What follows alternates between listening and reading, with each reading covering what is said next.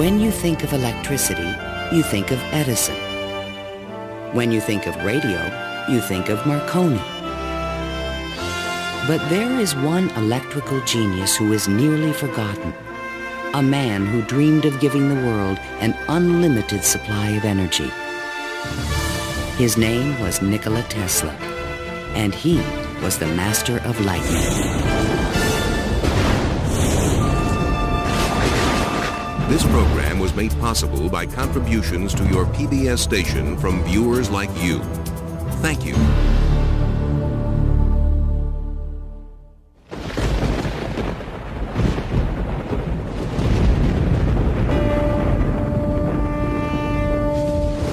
The progressive development of man is vitally dependent on invention.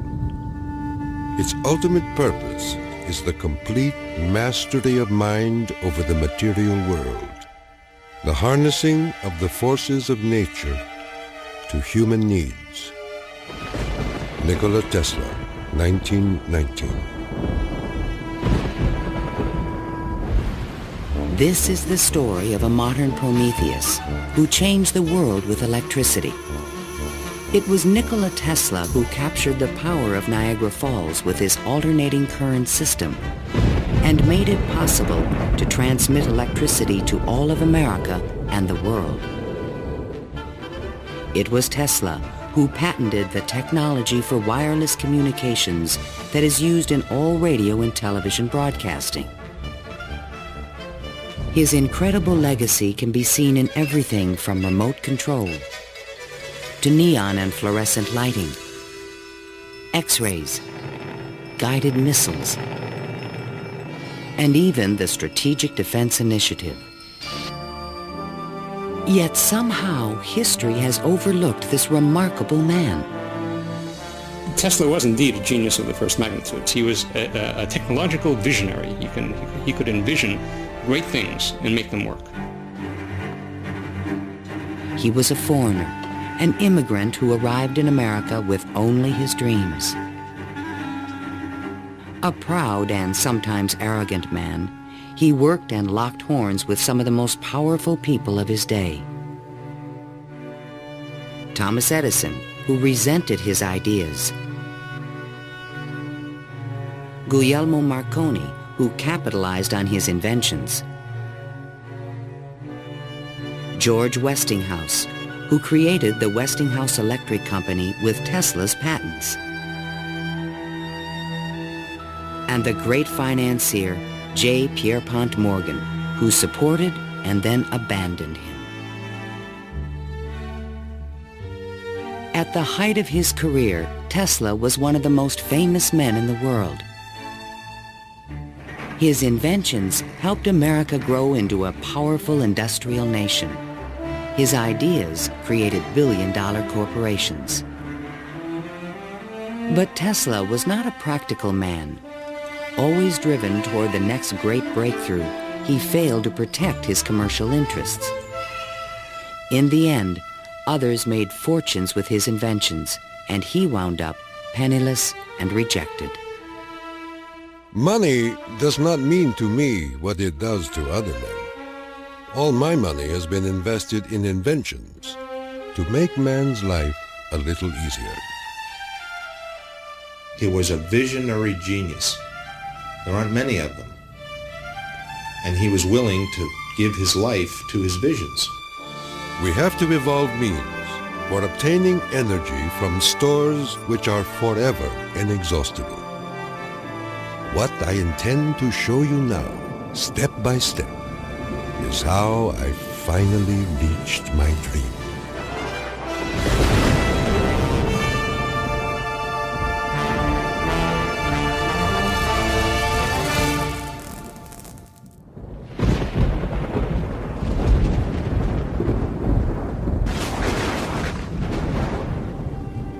This is the house in which, by coincidence bizarre, I was born on the stroke of midnight between July 9 and 10, 1856.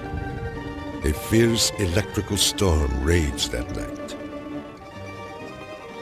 Nikola Tesla was born of Serbian parents on the eastern edge of the Austro-Hungarian Empire in what is today Croatia. His father, Milutin, was an Orthodox priest who expected his son to follow him in the clergy. There were only two choices for children in those days, one being to go in the army and the other being to become a priest. Tesla was not attracted by either of them, which was very distressing to his father. My father was a very erudite man. The training he gave me comprised of guessing one another's thoughts and repeating long passages of verse. My mother descended from one of the oldest Serbian families in the country. She invented and constructed all kinds of tools and devices and wove the finest designs from thread. Her fingers were nimble enough to tie 3 knots in an eyelash. Early on, Tesla began to demonstrate an extraordinary imagination. In my boyhood, I suffered from a peculiar affliction due to the appearance of images, often accompanied by strong flashes of light. I was quite unable to distinguish whether what I saw was tangible or not. To give an example, I was fascinated by a description of Niagara, and I pictured in my imagination a big wheel run by the falls. I told my uncle that one day I would go to America and carry out this scheme. Then, at the age of 17, while preparing for the seminary, Tesla contracted cholera, and the brush with death changed his life forever. In one of the spells, which was thought to be my last, my father rushed into the room. "Perhaps," I said, "I may get well if you will let me study engineering." "You will go to the best technical institution in the world," he solemnly said. I came to life like another Lazarus, to the utter amazement of everyone. In 1877, at the age of 21, I traveled to Graz, Austria to begin my college education. Here, I quickly became obsessed with the science of electricity. I wanted to know more of this wonderful force. Every spark produced 1,000 echoes in my brain. In 1831, in England, Michael Faraday had discovered the principle of electromagnetic induction, which made it possible to generate electricity. Faraday discovered that if you have an electric circuit in a changing magnetic field, it would induce an electric current to run in the wire. So this was the invention of the method of creating oscillating or AC electric currents. And it was that invention that Tesla later harnessed into the electrical system that drives our civilization. Early electric motors operated on direct current electricity, but required a system of sparking connections to induce a rotary effect in the machine. I remarked to my professor that the design of generators and motors could be greatly improved by using currents that alternated. He embarrassed me greatly in front of my classmates, saying, "Mr. Tesla will never accomplish this. It is a perpetual motion scheme." Meanwhile, in America, Thomas Alva Edison had begun to experiment with vacuum tubes, producing the first commercial incandescent light bulb in 1878. Edison and Tesla would soon cross paths in a gargantuan technological struggle between direct and alternating current electricity. In 1880, Tesla moved to Budapest, where he found employment with the Central Telegraph Office. Here, his idea for an AC motor began to haunt him. In my room, I could hear the ticking of a watch with 3 rooms between me and the timepiece. A carriage passing at a distance of a few miles fairly shook my whole body. The whistle of a distant locomotive vibrated so strongly in my ears that the pain was unbearable. To recover from these attacks, I took long walks in the city park. One afternoon, which is ever present in my recollection, the sun was just setting and reminded me of Goethe's glorious passage. The glow retreats. Done is the day of toil. Upon its track to follow soaring. As I uttered these inspiring words, the idea came to me like a lightning flash. I fell to my knees and drew a diagram in the ground. Tesla perceived a whirling field of energy. He suddenly knew he could recreate this rotating field by powering the coils of a motor in different steps or phases, like the pistons of an engine. The resulting forces of magnetic attraction and repulsion would literally twist the rotor in a circle, the electrical equivalent of the wheel. And all this was accomplished with alternating currents. It would soon turn the wheels of industry around the world. The strength of Tesla's mind was almost certainly in this sense of visualization, be able to see things move in front of him. You see, it was not a perpetual motion scheme.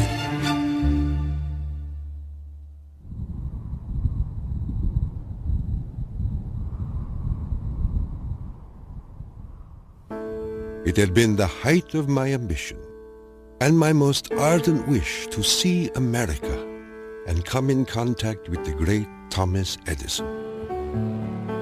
Accordingly, I undertook the voyage, and after losing my money and tickets and passing through a series of mishaps, including a mutiny in which I almost lost my life, I landed on these blessed shores with 4 cents in my pocket. Tesla arrived in New York on June 6, 1884. A 28-year-old immigrant, he was filled with dreams of success in this strange new land. In his pocket, he carried a letter of recommendation from Charles Batchelor, one of Edison's associates in Europe. My dear Edison, I know 2 great men, and you are one of them.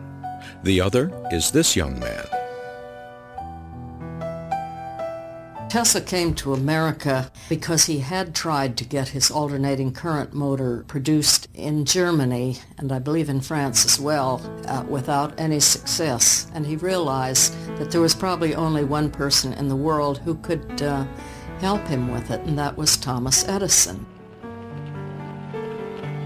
New York had had electricity since the late 1870s. Edison installed his first DC power station on Pearl Street, near the financial district, in 1882.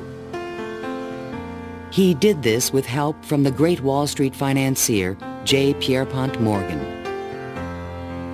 But the system was far from perfect. Electricity was a very new thing. Most people didn't understand what it was all about. They were very afraid of it. There were fires breaking out. The horses on the streets would get shocks through their shoes and run away. So it was a very exciting time for Edison. I was thrilled to the marrow meeting Edison. This great man had revolutionized the world with his incandescent lamp. And I was burning to show him my motor that ran on alternating currents. Edison had built his business on the direct current system, and any talk of alternating currents was an aggravation to him. The problem with direct current is that you can't change the voltage. What you generate, that's what you get. And if you generated the power at too high a voltage, you would blow out lamps at the other end. If you generated the proper power for the lamps and you want to go any great distance, then you need copper wire that's as thick as your arm. And the Edison people said, well, that's all right. We'll just have a power station every mile or so. DC was sufficient to power lights and run motors, but it could not be transmitted efficiently over long distances. By raising and lowering the voltage, AC could solve the problem of distance, but a working AC motor did not exist. In spite of their differences, Edison hired Tesla to improve the performance of his DC generators. Tesla said he was promised $50,000 if he was successful. The offer seemed too good to be true. I entered the Edison Machine Works, where I undertook the design of DC dynamos and motors. My regular hours were from 10:30 a.m. till 5 a.m. the next day. When I completed the task, I went to Edison for payment, and he laughed. Edison was very amused by this. Said, "You just don't understand our American sense of humor, Mr. Tesla." So Tesla had had enough by that time, and he picked up his hat and walked out. Tesla paid dearly for his pride. I lived through a year of bitter tears and hard labor, digging ditches for Edison's underground cables. But he was still determined to develop his AC motor. With help from a group of investors, he opened a laboratory on Liberty Street, only a few blocks from Edison's offices. There, he began to assemble a prototype of the motor he had envisioned 7 years earlier. Along with it, he developed all the components of the system of AC power generation and transmission still used today. In May of 1888, Tesla was ready to unveil his motor to the world. The subject which I now have the pleasure of bringing to your notice is a novel motor which I am confident will at once establish the superior adaptability of alternating currents.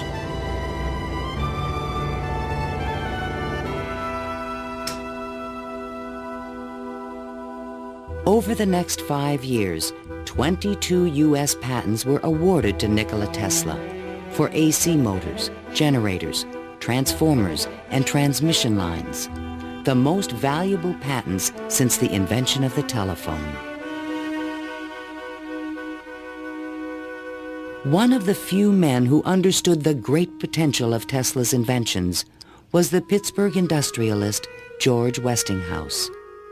He visited Tesla's laboratory, and on the spot, he offered to purchase all the patents dealing with the alternating current system for $1 million. Westinghouse also proposed a royalty of $2.50 for each horsepower generated by a Tesla invention. The young Serb was on his way to fortune and fame, while other inventors looked on with fascination and with envy. In all my troubles, I did not neglect to become a real American citizen, making me a proud and happy man.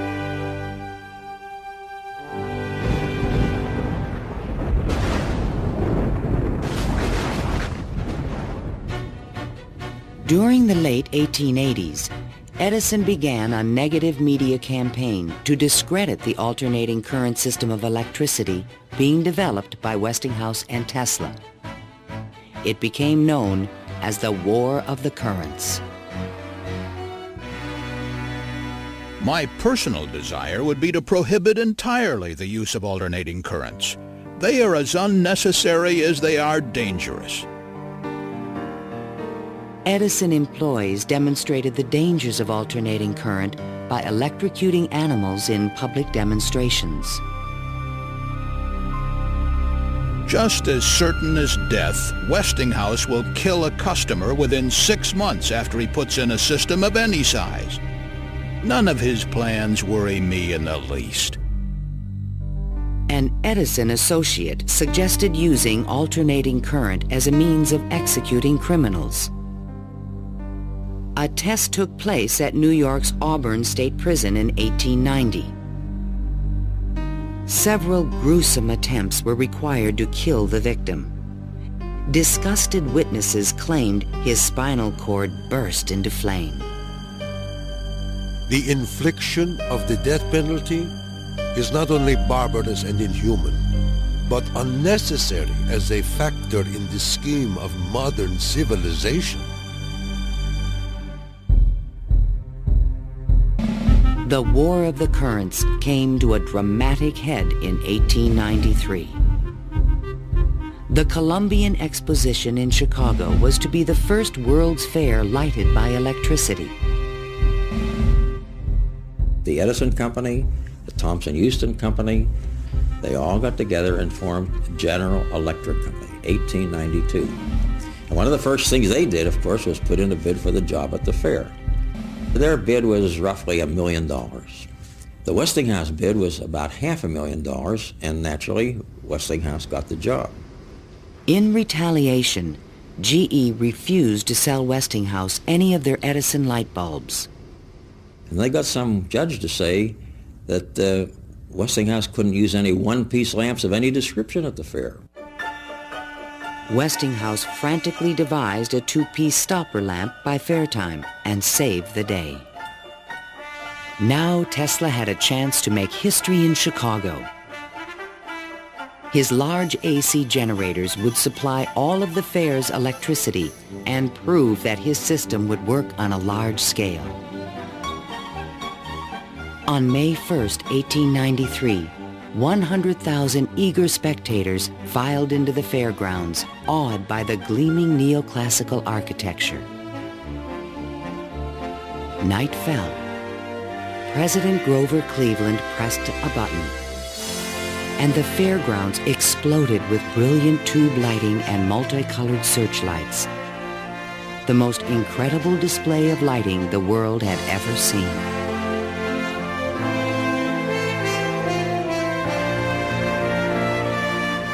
In the great hall of electricity, the public could see that the Tesla-Westinghouse system made it all possible. To overcome the impression that AC was dangerous, Tesla put on remarkable demonstrations. He created a device called the Egg of Columbus to show the rotating magnetic field created by his AC motor. In his room, he had cork-soled shoes on and a tuxedo and white tie and a top hat, and he would put his hand on a terminal which would flash electricity through his body, creating a great shower as his whole body was encompassed in flame, and people were quite impressed by this, to say the least. The Chicago Exposition left an indelible impression on the American imagination. This was the gleaming new city of the future, and it was powered by the inventions of Nikola Tesla.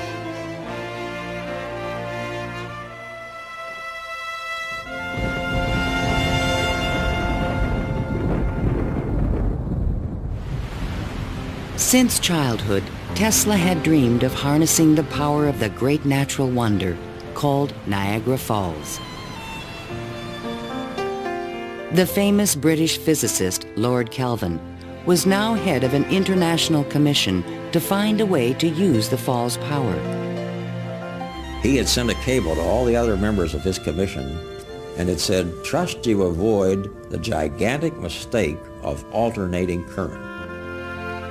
But all this dramatically changed when Lord Kelvin attended the Chicago Exposition and saw the AC system in operation. A contract was immediately awarded to Westinghouse Electric to power the mighty cataract with AC. The technical challenge was daunting.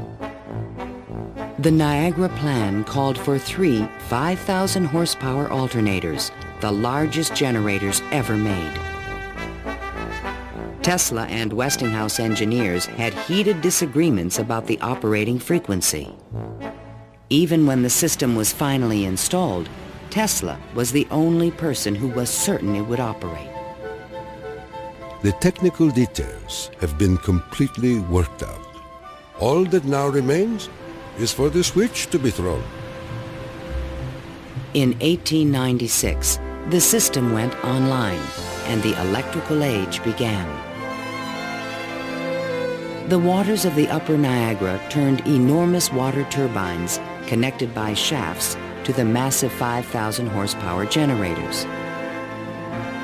The current from the generators was stepped up with transformers to 22,000 volts and sent out over long-distance lines, then stepped back down to light municipalities and power motors of Tesla's design. The Niagara Falls Gazette proclaimed, "This morning, the streetcars of this city are moving by Falls power. Hereafter, the Falls must work to earn their living." Imagine my surprise when 30 years later I saw my boyhood plan carried out at Niagara and wondered at the unfathomable mystery of the mind.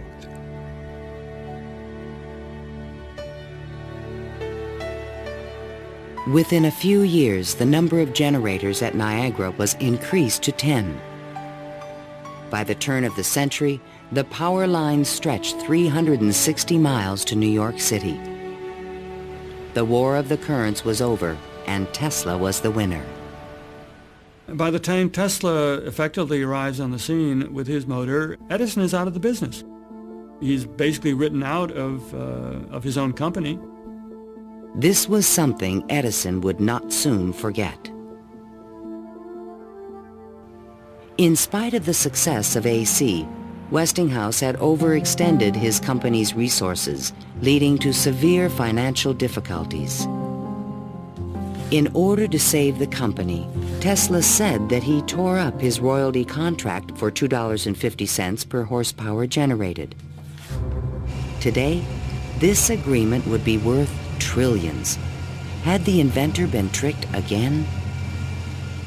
This is something that we've never found any record of in the Westinghouse annals. We do have something which is a memorandum of agreement about that, but it was never signed. But Tesla was ready to move on. I had already perceived enough to get the idea that energy could be transmitted and received without connecting wires in between. He was convinced his next invention would make him a millionaire once more.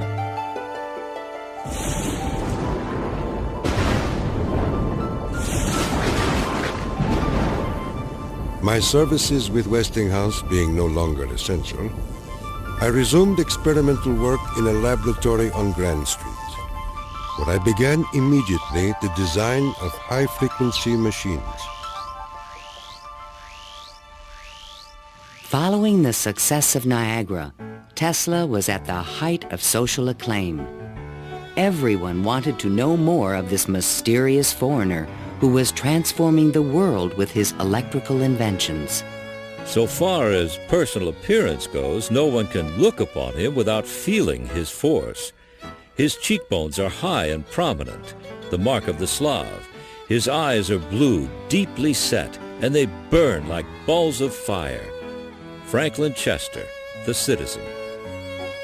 Why was he so well known and so popular? It's because the technological advances that he made were so directly related to the relief of the drudgery that people had to endure in their work lives. They could see what he did helped them personally.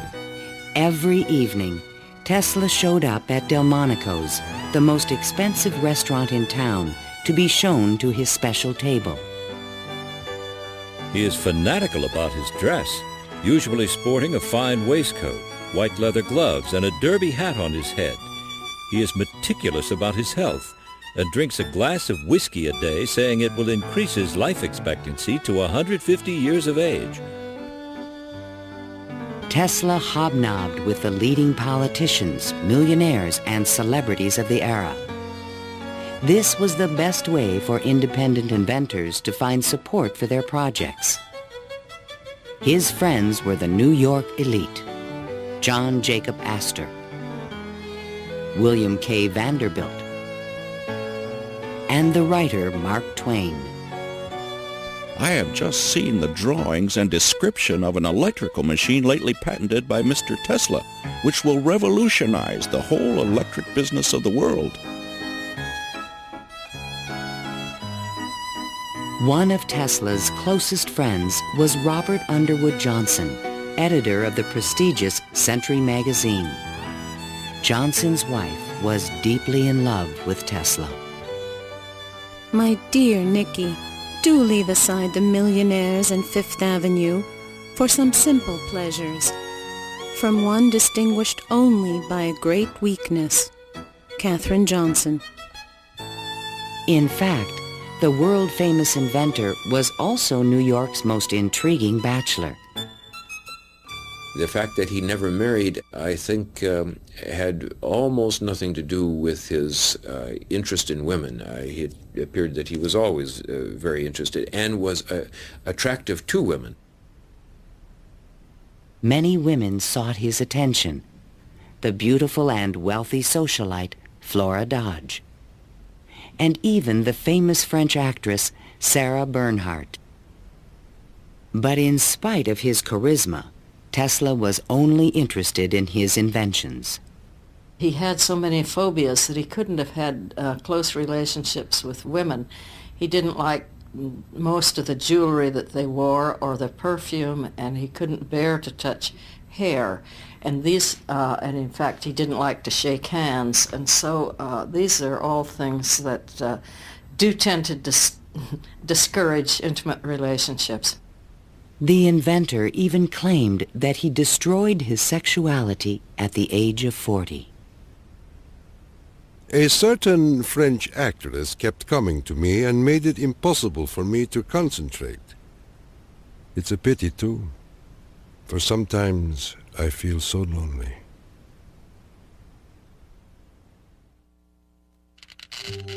Throughout the 1890s, alongside his work on AC power technology, Tesla was also experimenting with high-frequency electricity.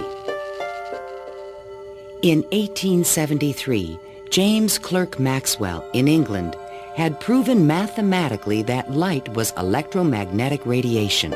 Light was electricity, vibrating at an extremely high frequency. To explore this unknown world, Tesla invented a unique device, still known today as a Tesla coil. The Tesla coil is an instrument that can step up voltages to high voltages at high frequencies. That essentially transmits a radio signal. Tesla invited friends and potential investors to late-night demonstrations in his laboratory. In experiments, he would permit his guests to pass thousands of volts of electricity through their bodies to light a lamp or melt a wire in their hands. Mark Twain was always a willing subject. Thunder is good.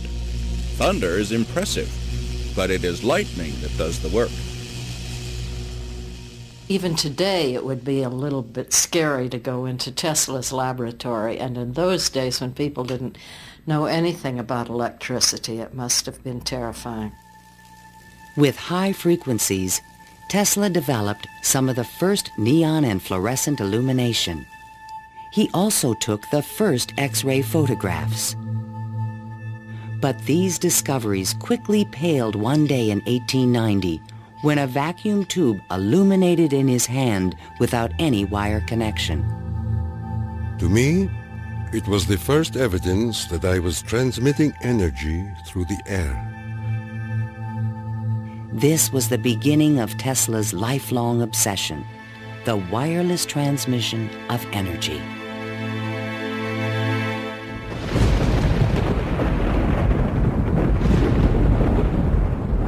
In 1892, Tesla was invited to Europe to present the results of his high-frequency experiments.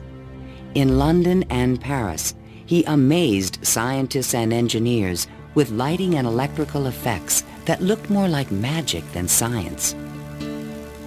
He also announced a remarkable new possibility.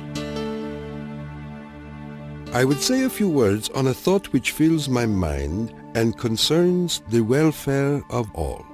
I mean the transmission of intelligence and even power without the use of wires. I am becoming more convinced daily of the practicality of this scheme. The race for radio was about to begin. In 1888, the German physicist Heinrich Hertz had demonstrated that currents of high frequency emit electromagnetic waves, or radio waves, into space.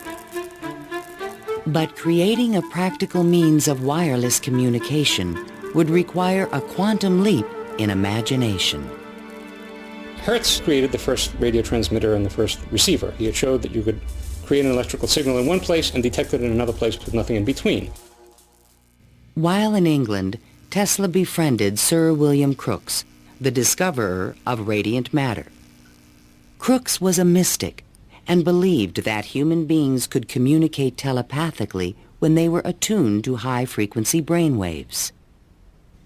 Tesla was skeptical, but one night in his bed he had a powerful and disturbing vision. I saw a cloud carrying angelic figures, one of whom gradually assumed the features of my mother. In that instant, a certitude, which no words can express, came upon me that my mother had died. And that was true. Tesla was convinced that he and his mother were tuned to the same frequency. His otherworldly experience would soon lead him to another revolutionary invention. On his return to New York in 1893, Tesla banished himself from social life and disappeared into his new laboratory on South Fifth Avenue. Following his uncanny intuition, he soon discovered that Tesla coils would transmit and receive powerful radio signals when they were tuned to resonate at the same frequency. Tuning is the key to all radio and television transmission. In my laboratory, I could take in my hands a coil tuned to my body and collect 3/4 horsepower anywhere in the room without any tangible connection. Sometimes I would produce flames shooting out from my head and run a motor in my hands, or light 6 or 8 lamps. By early 1895, Tesla was ready to transmit a signal 50 miles to West Point, New York. He could now produce 1 million volts with his new conical coil. But that year, on the Ides of March, disaster struck. Fire broke out in the building which housed Tesla's laboratory. Everything was lost. Utterly disheartened and broken in spirit, Nikola Tesla, one of the world's greatest electricians, returned to his room in the Gerlach yesterday morning and took to his bed. He has not arisen since. I was devastated. What could I say? The work of a lifetime lost in a fire that lasted only an hour or so. The timing could not have been worse. In England, a young Italian experimenter named Guglielmo Marconi had been hard at work and created a device for wireless telegraphy. Concerned that Marconi would exploit his ideas, Tesla opened a new laboratory and rushed to complete his own system for wireless communication. This patent, filed by Tesla in September 1897, is the fundamental technology for radio. But it would be 50 years before Tesla got credit for his invention. Various people in various different countries had the idea of exploiting this as a means of communication. But I think Tesla was the one with the real vision, in which you would broadcast signals on a definite carrier frequency, and then you would have a series of antennas that were sensitive to one frequency only, tuned to a certain frequency, and would detect just one of these signals and make an intelligible transmission. And once again, his vision describes the world that we live in.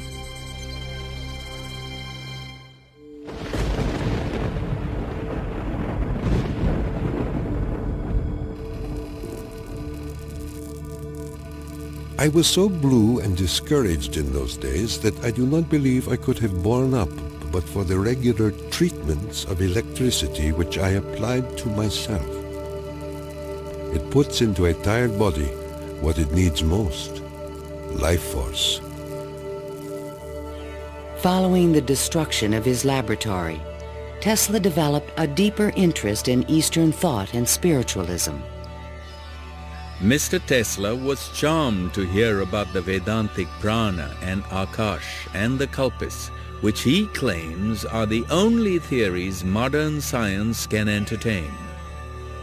Inspired by the Hindu teacher Swami Vivekananda, Tesla began to look at the universe as a symphony of vibrations and waves. We are whirling through endless space with an inconceivable speed. Everything is spinning. Everywhere there is energy. There must be some way of availing ourselves of this energy more completely. In 1898, an unusual experiment took place in Tesla's laboratory. He attached a small mechanical oscillator to an iron pillar. Precisely timed pulses from the device made the entire building tremble. Windows started crashing around the area, and he, being at the epicenter, didn't notice anything happening until some police came bursting into his laboratory. It was just at the moment where he'd picked up a sledgehammer and broken the oscillator. He just said to the policemen that how too bad that they had just missed an interesting experiment. Tesla was, I would say, obsessed with frequency, the notion of resonance. The story where he takes the device and puts it on the girder in his office and, gets the frequency of the building and supposedly, it's an apocryphal story, I'm sure, but it gets right at the core that, hey, if I've got the right frequency, I can move the world. And indeed, he talks about the frequency of the earth, and that if he can do that, he can, almost literally split the earth in half. Meanwhile, Marconi was doing more practical things and succeeded in transmitting a signal 5 miles on the Salisbury Plain in England. Not to be outdone, Tesla decided to introduce an entirely new invention. In a specially constructed pool, potential backers were amazed to see the inventor controlling the motions of a small mechanical boat with no wires attached to it. This was the world's first radio-controlled device. The machine even seemed to think. Someone threw out the question, what is the cube root of 64? And 4 flashes came back. The audience was so surprised, Tesla had to remove the lid to prove no one was inside. Tesla developed his radio-controlled boat in 1898 and patented it and thought it was an armament for war. He rationalized this as a means of ending war. The military who looked at it thought it was too complicated and vulnerable. Soon after the demonstration, Mark Twain wrote from Austria.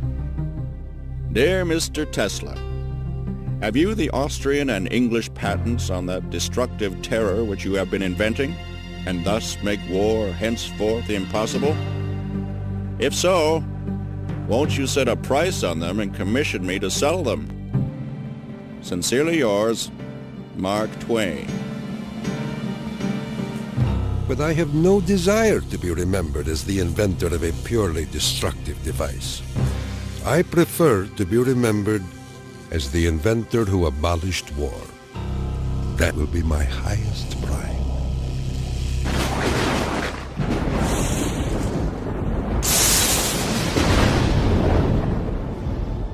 In the summer of 1899, Tesla moved to Colorado Springs, Colorado, to conduct a series of secret experiments.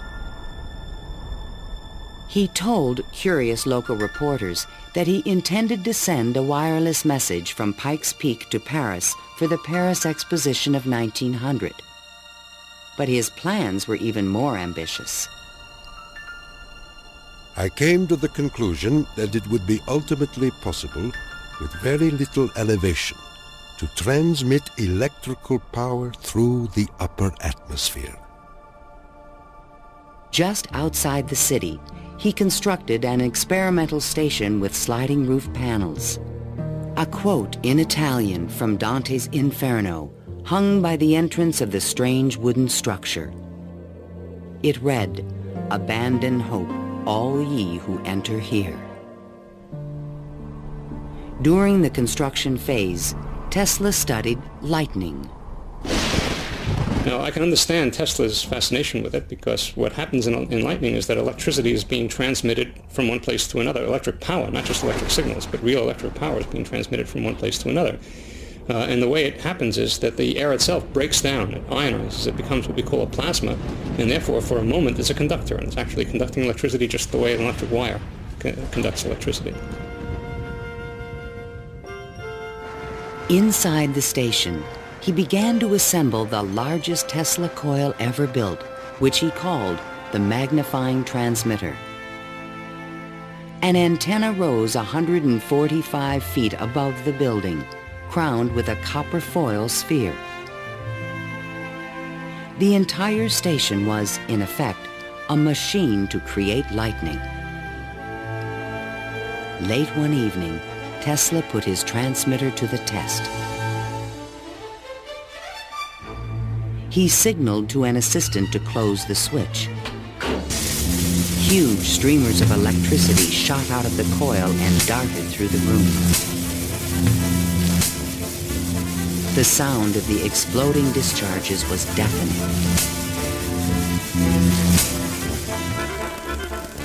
Outside, above the building, bursts of artificial lightning, more than 100 feet long, began to shoot out of the ball atop the antenna.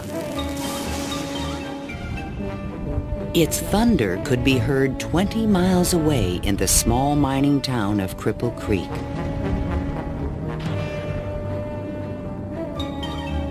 Suddenly, the lightning stopped, and the entire city of Colorado Springs was plunged into darkness. The experiment had set fire to and destroyed the local power company's generator. Residents were furious and began to fear this mysterious stranger. Undaunted, Tesla continued his wireless power experiments for 6 more months. Late one night, an unusual event took place. Tesla noticed a repeating signal being received by his apparatus. To his own amazement, he believed it was an extraterrestrial communication. In a letter to the American Red Cross, he wrote, "Brothers, we have a message from another world. It reads, 1, 2, 3. The press had a field day. If the mystical 1, 2, 3 was impulsed from Mars, as Tesla says, they certainly showed most excellent taste in choosing Colorado Springs. It is a rule in inventional science. When you're going to tell one, tell a good one. And men have become great in this way. Colorado Springs Gazette. Though widely ridiculed for his claim, Tesla may have been the first to detect radio waves from space. I believe that Tesla could have gotten these signals from space. We are getting them today, and these are the radio telescopes. That's what radio telescopes do today, receive signals from space. They are not from alien civilizations, but they are from the sun and from the stars. On January 7th, 1900, Tesla boarded a train back to New York City. Perhaps he had mastered the power of lightning, or at least that's what he believed. The law which I discovered in Colorado is wonderful, and it means that results undreamed of before will be possible. as soon as a large plant is constructed in accordance with my plan. See the excitement coming.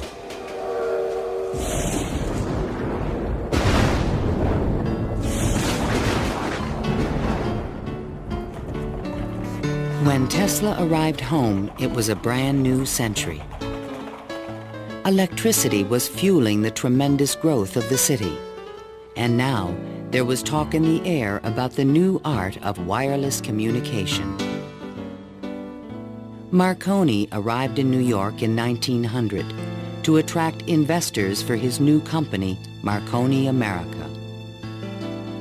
He filed a U.S. patent for a system of wireless telegraphy, but it was rejected because it was similar to Tesla's invention.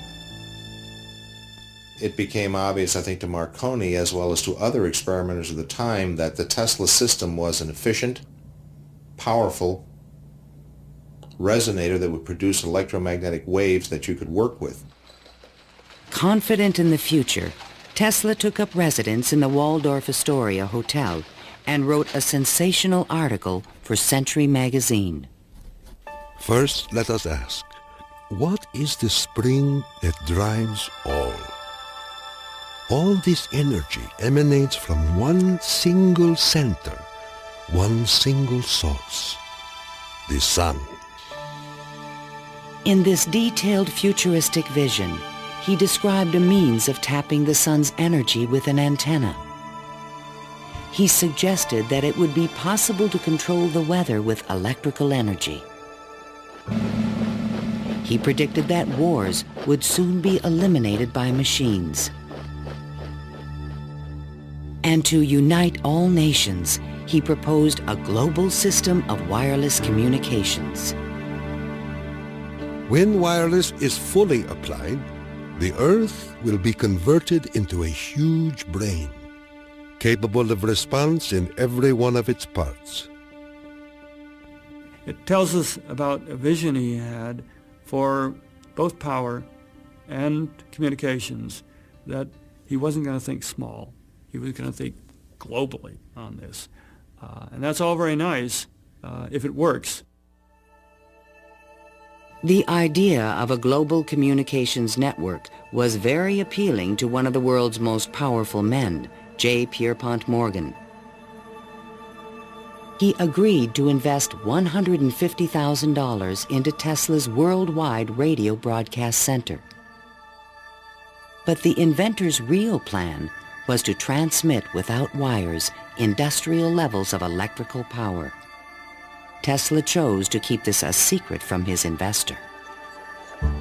In the summer of 1900, Tesla moved to Shoreham, Long Island, and began construction of a huge tower and plant called Wardenclyffe.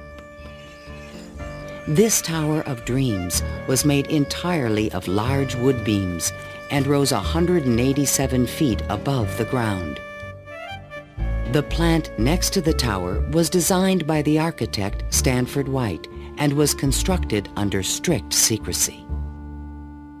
He certainly could have sent signals across the Atlantic with no trouble with a station of that magnitude.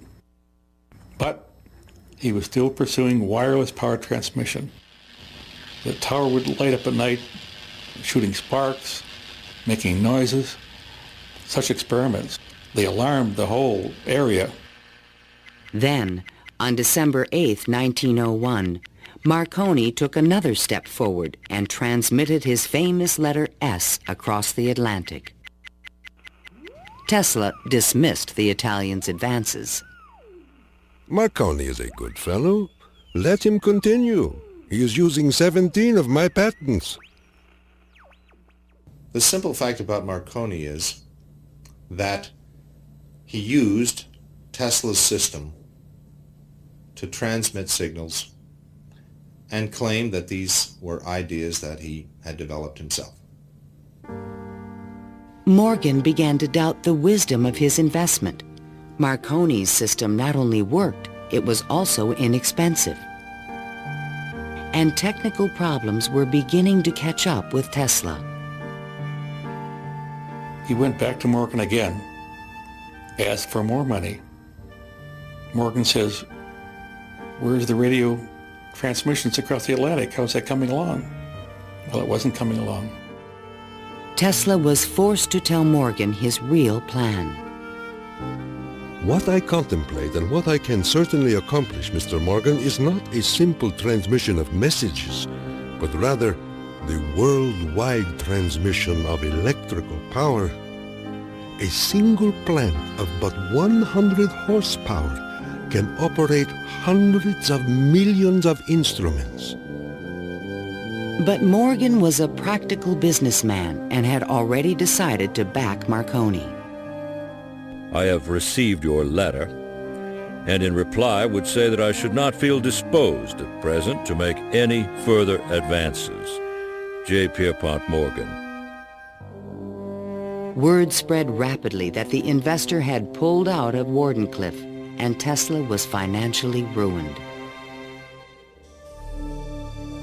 Late one night in 1903, the residents of Shoreham were astonished to see bright light emanating from the tower, and an effect in the air like the aurora borealis. But in fact, Tesla could not transmit wireless power. And his major defect was he was dreaming, but he was doing very few calculations on paper. Because on paper he could have realized that you can transmit power, but not very much power. You can transmit power to hear the radio or for television or for a telephone. But once you want to start turning lights in which you really need high currents, the power gets diluted because space is very large. To his dying day, Tesla believed it could be done. It is not a dream. It is a simple feat of scientific electrical engineering, only expensive. Blind, faint-hearted, doubting world.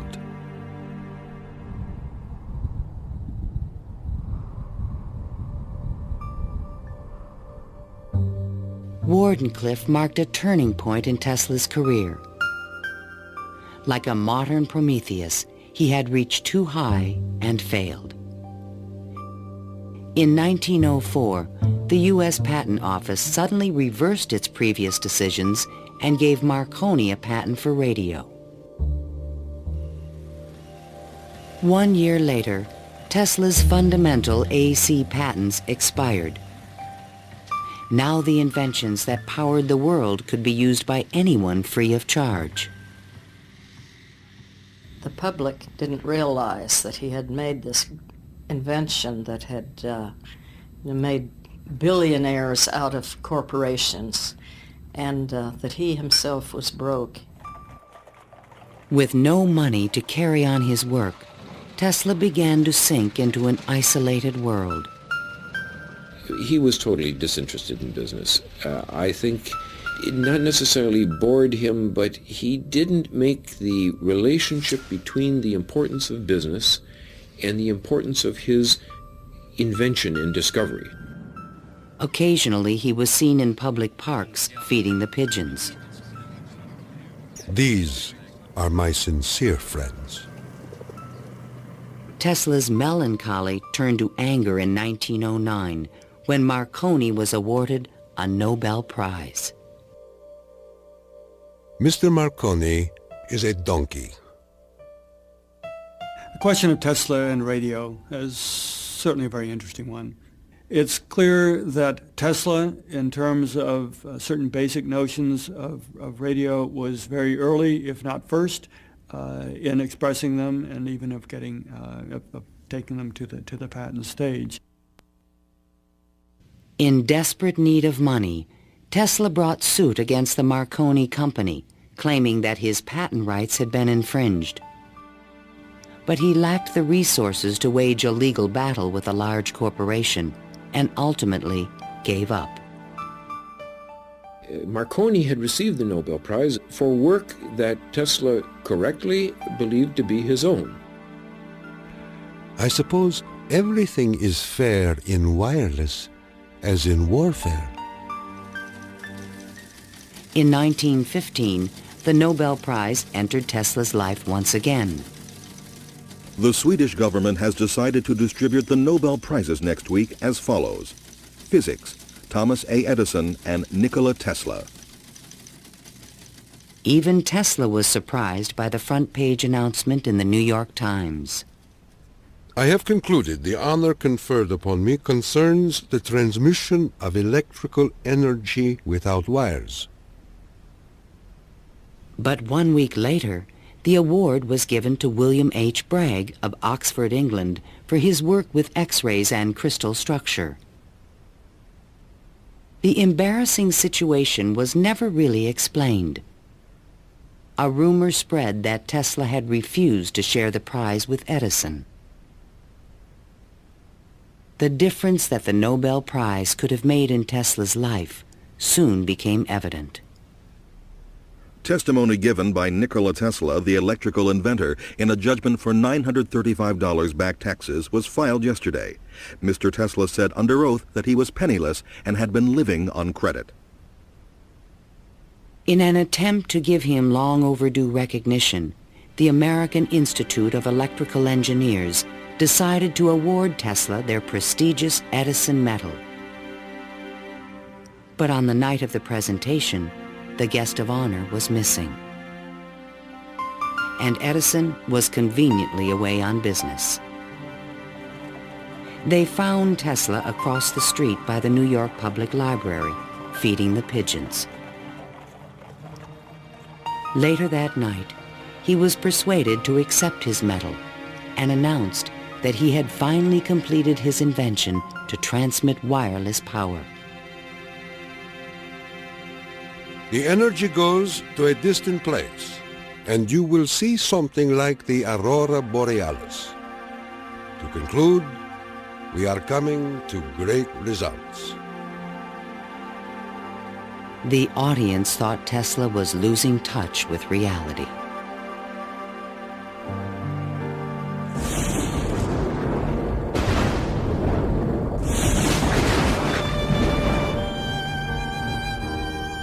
I refuse to accord to some small-minded and jealous individuals the satisfaction of having thwarted my efforts.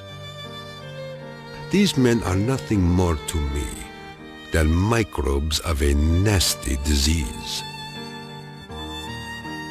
Well, by that time, you know, Tesla had ceased to have any financial means. He was virtually dependent on being helped by hotels and people that he knew. He began to bring injured birds back to his hotel room to nurse them. He had more companionship with pigeons in that time of his life than with human beings. Working as a consulting engineer, Tesla managed to maintain a small office and laboratory in the Metropolitan Tower. To change his thoughts, he frequently attended movies in Times Square. Here he could see his futuristic ideas appearing on the screen. But his ideas were only accepted in science fiction movies and magazines.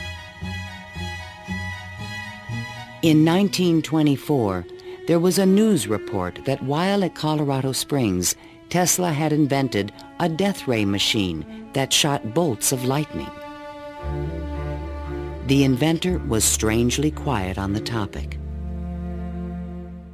Meanwhile, a new scientific star, Albert Einstein, had captured the world's attention with his theory of relativity. Tesla continuously attacked the validity of Einstein's work. Scientists today wander through equation after equation that have no relation to reality. If we were to release the energy of atoms, instead of a blessing, it might bring disaster to mankind. But no one took him seriously. I think that every generation of scientists feels that the new ideas that come along that replace their own ideas represent a loss rather than a gain. Tesla believed that Einstein was taking us intellectually in the wrong direction. Rejected by traditional science, Tesla's interests again turned to the esoteric. His intellect seemed to embrace a lot of different areas quite easily. What he lacked were the social skills.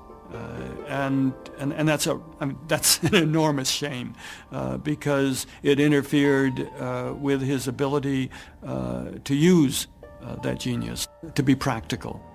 Though nearly a recluse, he would occasionally attend dinner parties at the home of the German poet and mystic George Sylvester Viereck.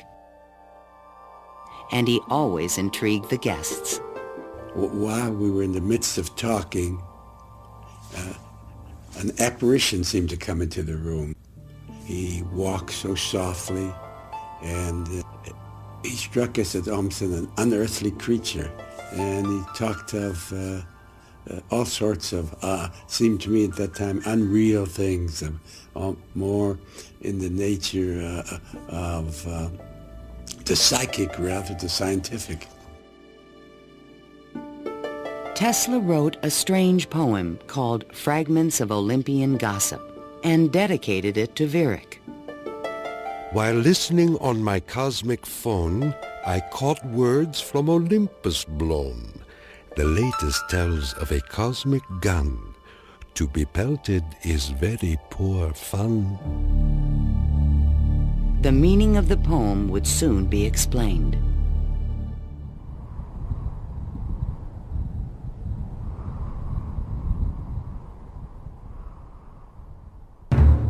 I inherited from my father an ineradicable hatred of war. But war can be stopped, not by making the strong weak, but by making every nation, weak or strong, able to defend itself. Thomas Edison, America's best-known inventor, died in 1931. That same year, Tesla came back to life. His friends threw him a 75th birthday celebration.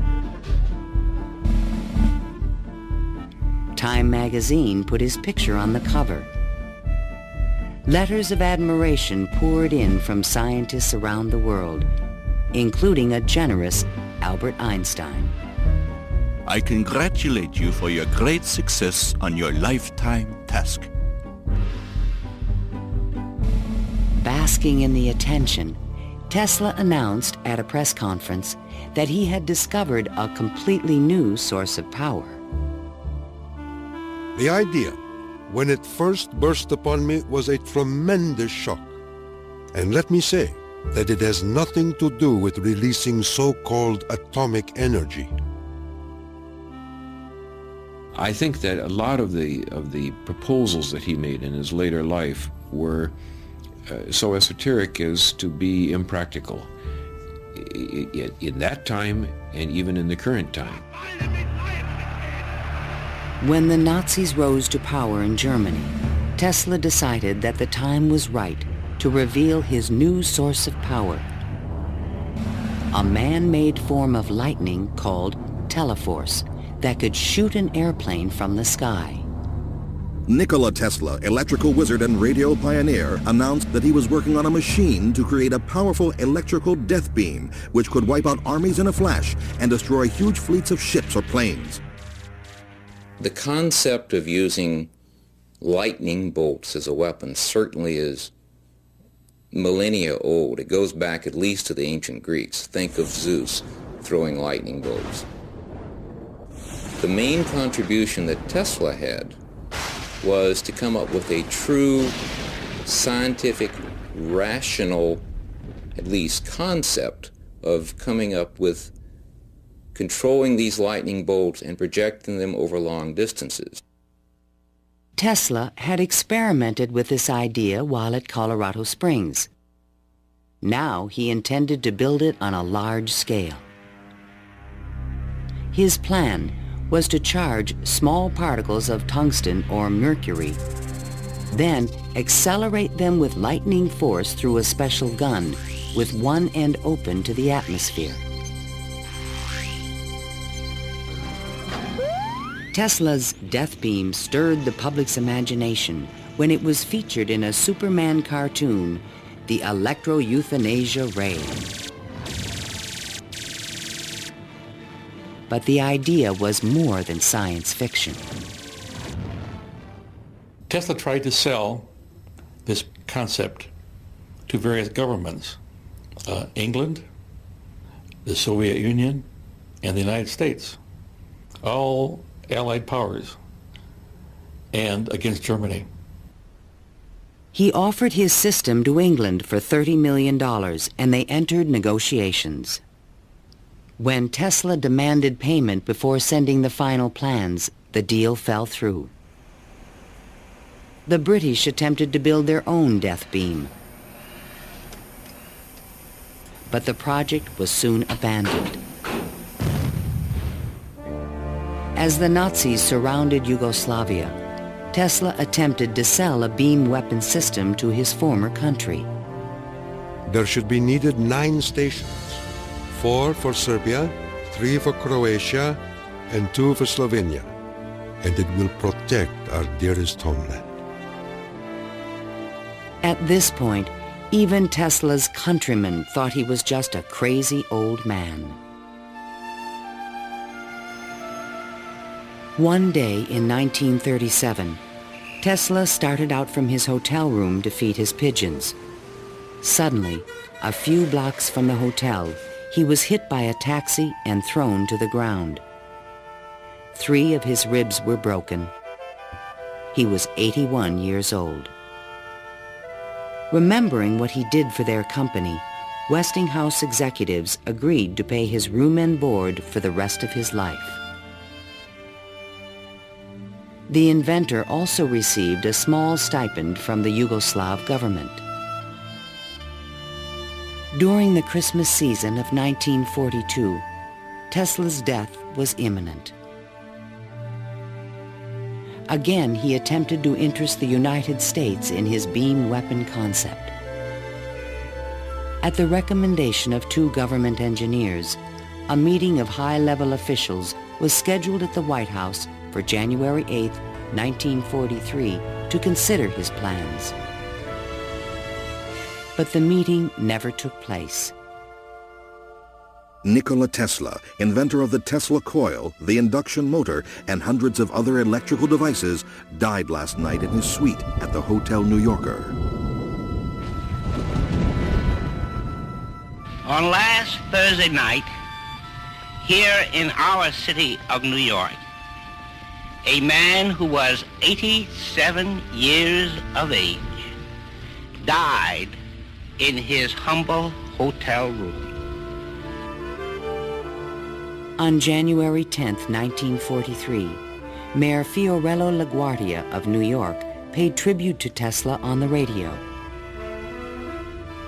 He died in poverty, but he was one of the most useful and successful men who ever lived. Were we to eliminate from our industrial world the result of Tesla's work, the wheels of industry would cease to turn, and our electric trains and cars would stop. Our towns would be dark, our mills and factories dead and idle. But Tesla is not dead. The important part of Tesla lives in his achievement, which is great, an integral part of our civilization, of our daily lives, of our current war effort. Ironically, only 5 months after Tesla's death, the United States Supreme Court declared elements of the Marconi patent invalid. The decision confirmed Nikola Tesla's patent priority for the fundamental technology of radio.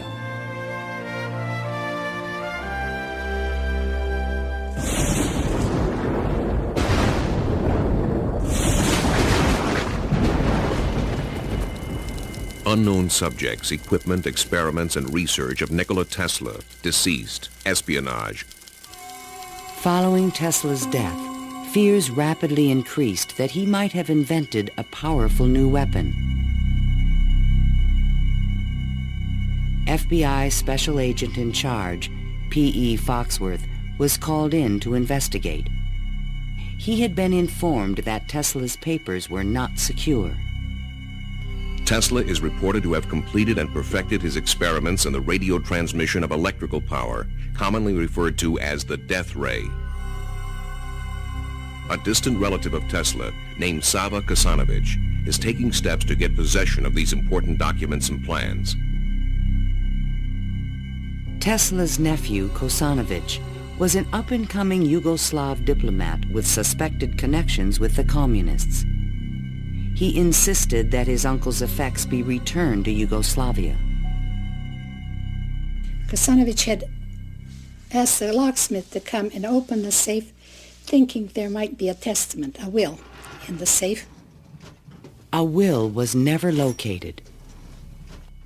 And there was a lot of talk then about secret weapons and negotiations with the USSR. There was all kind of talk, you know. Shortly before his death, Tesla showed a delivery boy a box in his room that he said contained a powerful weapon. A number of people called me and asked me, did I see in the hotel room a certain kind of a box, you know? They were looking for some secret contraption that Tesla had invented. I never saw anything like that. The U.S. Office of Alien Property immediately seized all of Tesla's possessions until their ownership could be established. There's every evidence that they did look through all his papers, because the papers were not in order and certain things were missing. All his technical papers on beam weapons were secretly microfilmed by U.S. military agents. On August 6, 1945, the first atomic bomb was exploded on Hiroshima, Japan. Soon after, the bomb would be in the Soviets' hands. During this period, copies of Tesla's papers on the beam weapon were shipped to Wright Field in Dayton, Ohio. There, a top-secret research program began called Project Nick to find a defense against nuclear missile attack. Copies of some of his papers were sent to Wright-Patterson in 1945, not to my facility, not even the predecessor of my facility, but to another part of the base for analysis. And then they vanished. Nobody seems to know what happened to them. In 1952, Sava Kasanovich obtained permission from U.S. authorities to return Tesla's estate, still stored in New York, to the inventor's homeland. I personally believe that the U.S. government may have overlooked some things of value in the Tesla papers before they were released to the Yugoslav government. A Tesla museum was opened in Belgrade by Yugoslavia's president, Marshal Tito.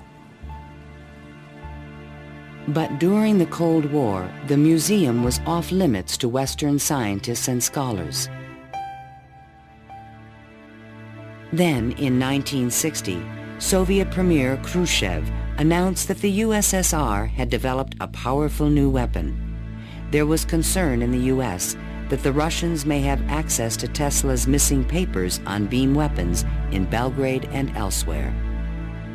It's possible that these papers on the particle beam weapon were obtained by the Soviet Union, but it wasn't the only copy. In other words, I think that the United States has always had Tesla's papers on particle beam weaponry. An American beam weapon program began at Lawrence Livermore Laboratories, but engineers could not produce an effective directed energy weapon. I've always been a sort of a fan of Nikola Tesla, an admirer, and definitely he had the concept of a charged particle beam weapon back in the 1930s. I haven't a clue, to be quite honest, how he meant to actually do it. In 1978, evidence suggested that the Soviets were attempting to build a huge beam weapon near Semipalatinsk in the Ukraine. Soon after, President Ronald Reagan announced the Strategic Defense Initiative in March 1983. I call upon the scientific community in our country, those who gave us nuclear weapons, to turn their great talents now to the cause of mankind and world peace, to give us the means of rendering these nuclear weapons impotent and obsolete. Tesla's concept for a beam weapon defense shield was finally taken seriously by the United States to combat the destructive threat of atomic weapons. In spite of circumstantial evidence, there is no direct proof that Tesla's ideas or plans were used in the Strategic Defense Initiative.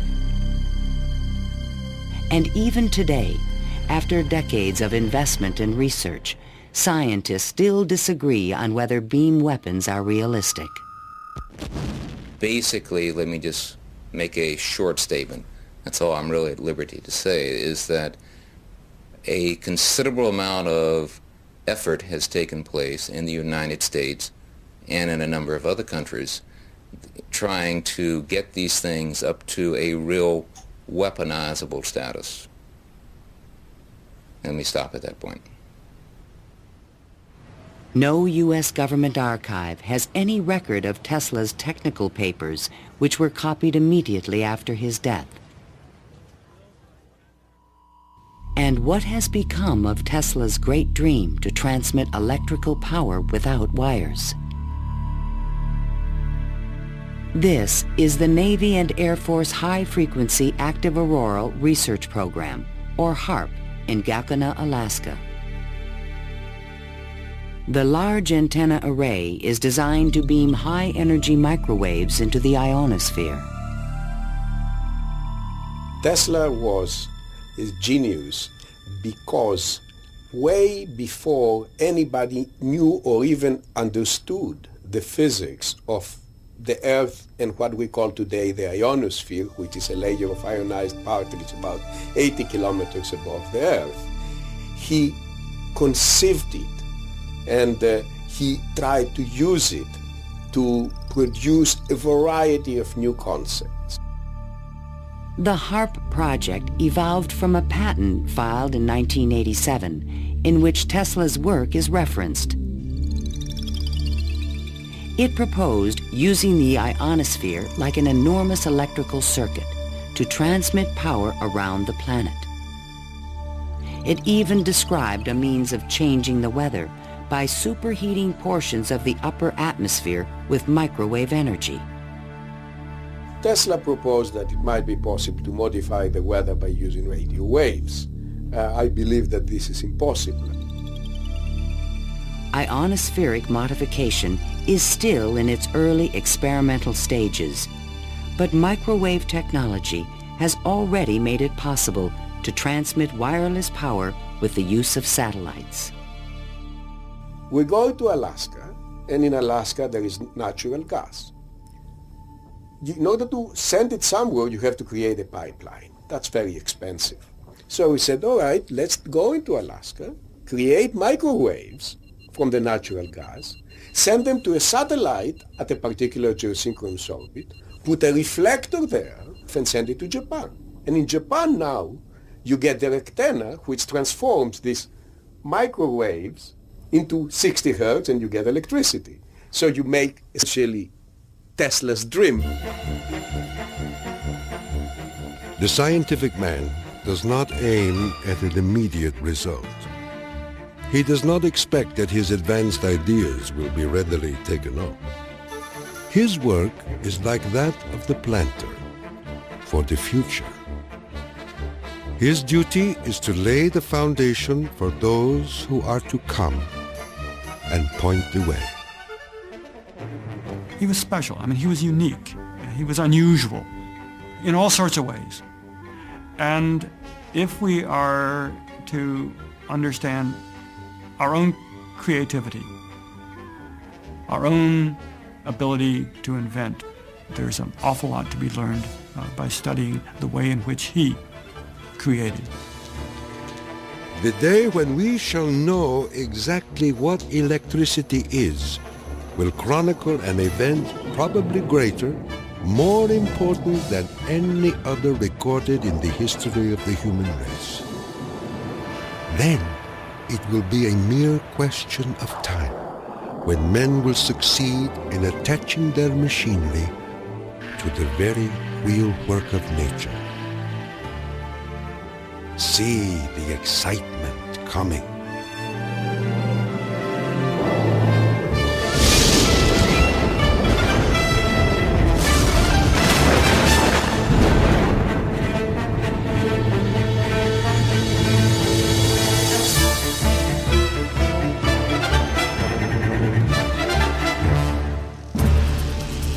To learn more about Nikola Tesla, visit PBS online at pbs.org.